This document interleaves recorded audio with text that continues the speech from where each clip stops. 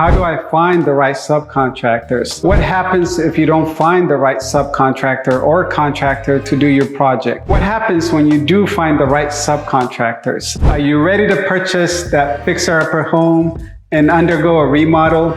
Maybe you're new to fix and flip, or someone like me, an investor that focuses on a long-term investing. This one piece of advice can help you avoid stressful time delays and poor quality works that lead to more money out of your pocket. If you want to avoid all these issues, you definitely need to find the right subcontractors. So what happens if you don't find the right subcontractor or contractor to do your project? My experience previously on my first project, the issue I got with my subcontractors were late for showing up to start the project.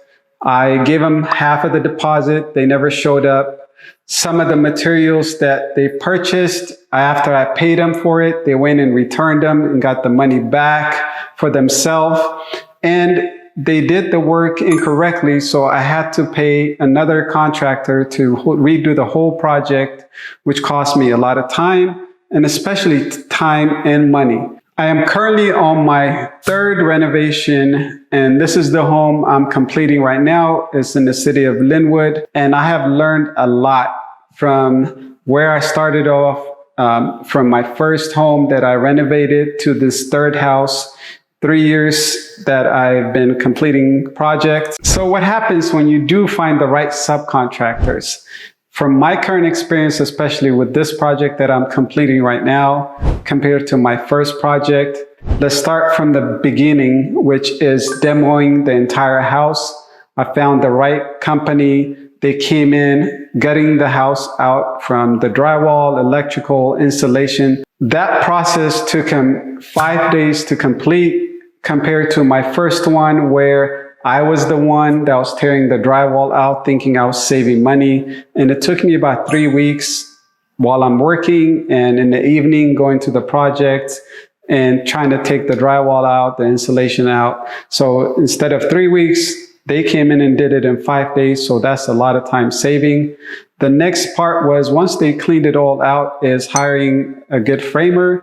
The framers, the company that I chose, took them 7 days to reframe the entire house while they're converting the garage, adding more bedrooms and bathrooms. So that's a short amount of time versus my first house that I started. Part of it I tried to do, but I ran out of time, so I had to hire somebody else to do it. That person that completed it missed a lot of steps, and doing the windows and the doors, the way he framed the project was incorrect. So I had to hire another person to finish the project. Once the framing was completed, we went ahead with plumbing and electrical. I was always blessed to have the right electrical company from the beginning. You know, they completed the project in a week period, meaning that they rewired the whole electrical, low voltage, which is the cable and the internet lines in the house. So I've kept the same electrical company just because they have been always amazing. They'll send 4 people out and they'll knock the job out and they're out of the house. So my electrical company that I've used has been amazing. The plumbing, same thing. The first project was probably one of the most painful plumbing project that I did, just because the person that I've hired pretty much said, you know, pay me hourly rate and then you buy the material. That's how I work. And I went and believed him, and he came to the home, you know, spend a lot of time talking to the other contractors. And it took him about, I'll say, I think it was about 5 weeks to complete the project. So that's a lot of hours that I had to pay him. But the most painful part was, you know, when they buy materials, they'll give me a receipt and I'll pay him for the material. He was buying extra materials, I found out later. So once I paid him, he went back to Home Depot and returned the material and took the money. Finding that out was very hurtful, just because I'm spending a lot of money and I don't know what material he's buying because I'm not a plumber. So when he's buying me, giving me a receipt, I believed him, and I spent probably a couple of thousand, maybe $3,000 worth of material that he bought that he did not need, that he returned. Once I found that out, I was able to fire him and find another plumbing company that completed the project. So I kept that plumbing company because I realized, again, finding the right contractors to finish the project saves you a lot of money. So with this project, the plumbing company, this is a whole new plumbing, water heater, new line run underneath the house.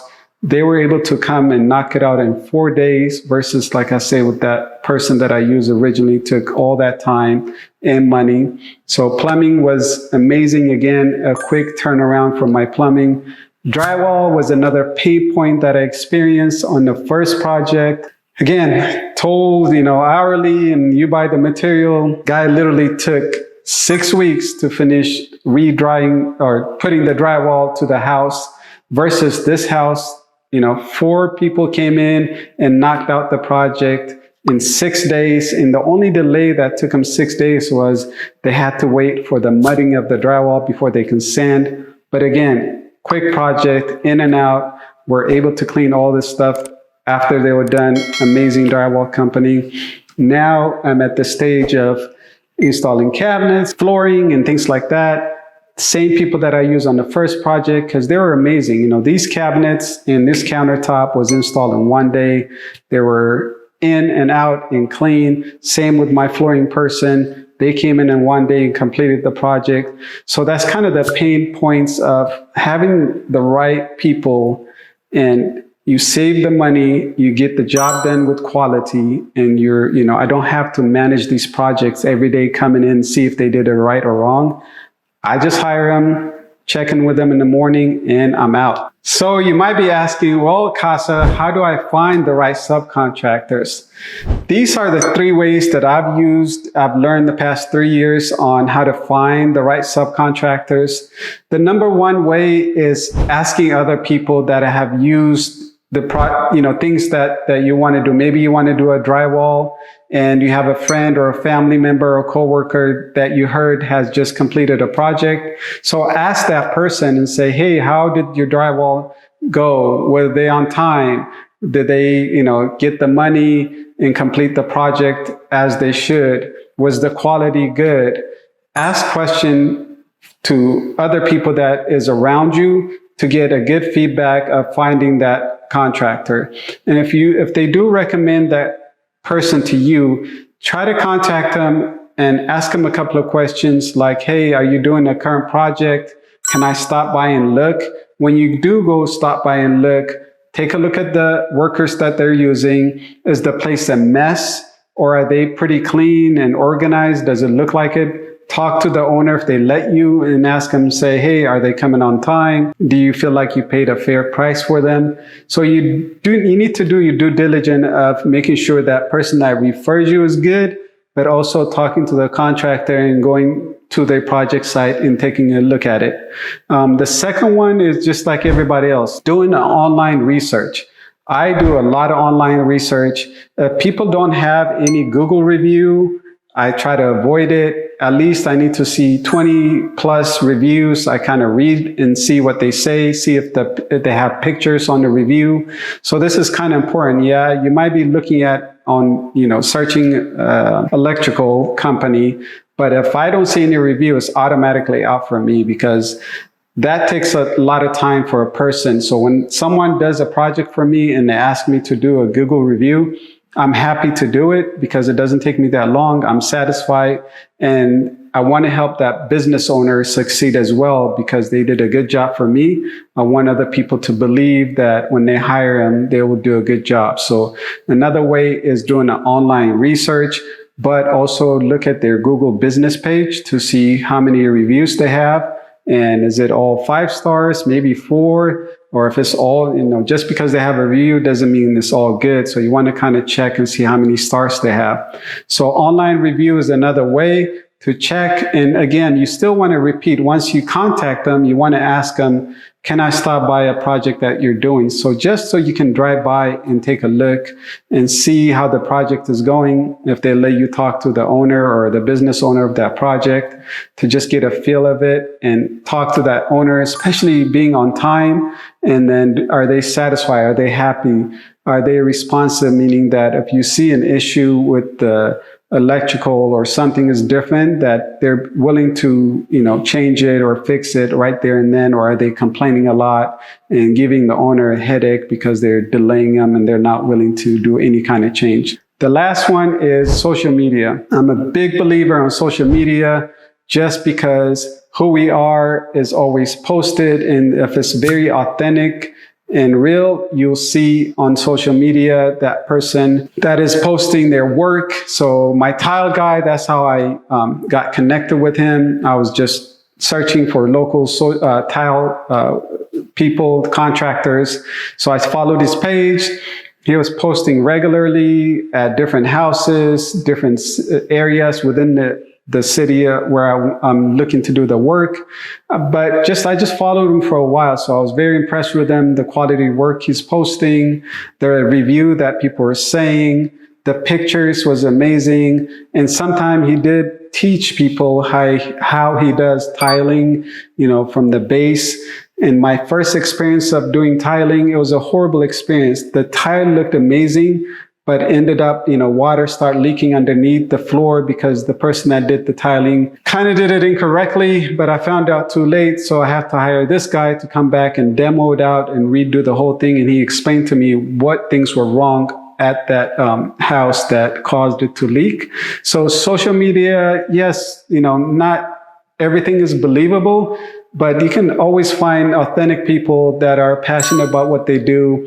They'll post regularly, they'll educate, they'll show the project, from the beginning to end. So that's kind of one way, but I always go back again to check and make sure, see if they can let you come to a job site to just kind of view their work and let you talk to the owners. So these are my top 3 ways I do my research to find the right contractors. One of the other things I do about money, how do you know if you're getting the right estimate or the right cost for it?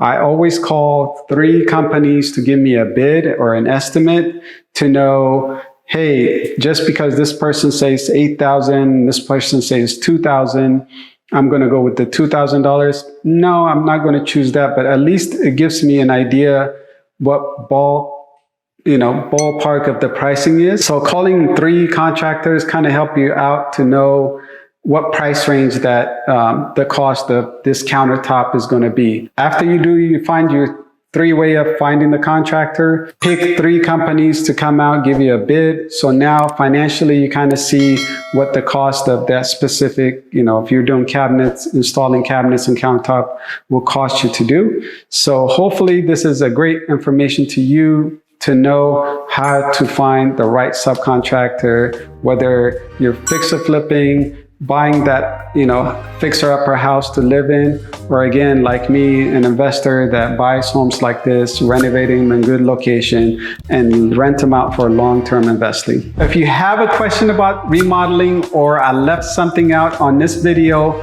leave a comment below. If you find this information helpful, make sure to like and subscribe. Thanks for watching, and I'll see you on the next video.